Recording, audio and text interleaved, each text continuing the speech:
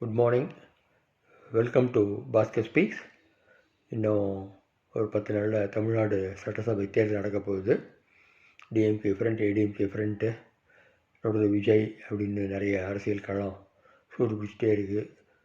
அதனால் அது சம்மந்தமாக ஒவ்வொரு எபிசோடாக ஒன்று சொல்லலாம் நான் பார்க்குறேன்.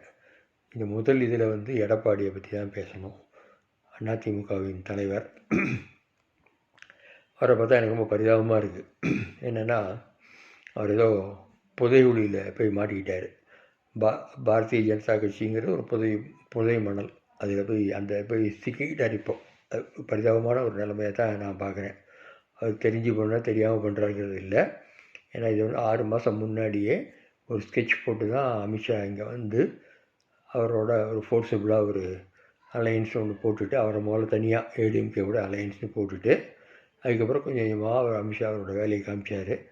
அதில் ஒன்று அன்புமணி ராமதாஸ் உள்ளே கொண்டு வந்தார். இதெல்லாம் அதுக்கப்புறம் டிடிவி தினகரன், அப்புறம் ஜி.கே. வாசன், இந்த 3 பேருமே மோடி பிஜேபியோடைய பக்தர்கள், எடுபடிகள், அடிமைகள்னு வச்சுக்கலாம்.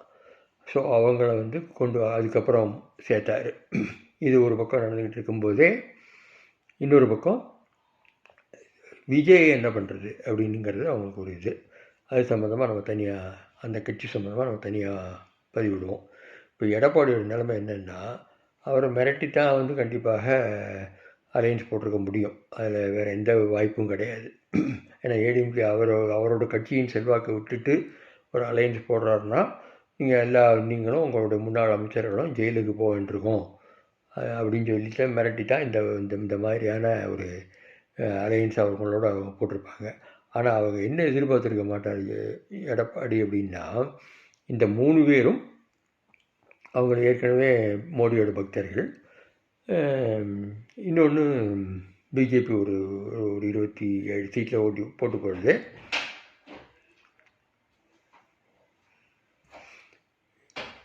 இன்னொரு பக்கம் இப்போ விஜய். இப்போ விஜய் தனியாக களத்தில் இருக்கிறதோட பர்பஸ் என்னன்னா, ஏடிஎம்கே மேக்சிமம் ஓட்டு வாங்கினா கூட மற்ற 3 பேர் இருக்காங்க அவங்களுக்கு உள்ள, ப்ளஸ் பிஜேபி ப்ளஸ் விஜயை வச்சு எடப்பாடியை கவுத்திடலாம். எடப்பாடிக்கு முதலமைச்சர் பதவி கண்டிப்பாக கிடையாது. ஐயோ பாவமாக தான் இருக்குது அவரை பார்த்தா. பிஜேபி அந்த ஒரு ஸ்கெட்சில் தான் அவரை தூக்கி உள்ளே வச்சுருக்காங்க. இப்போதைக்கு தேர்தல் முடிஞ்சதுக்கப்புறம் அவரோட நிலைமை ரொம்ப மோசமாகிடும் அப்படிங்கிறது தான்.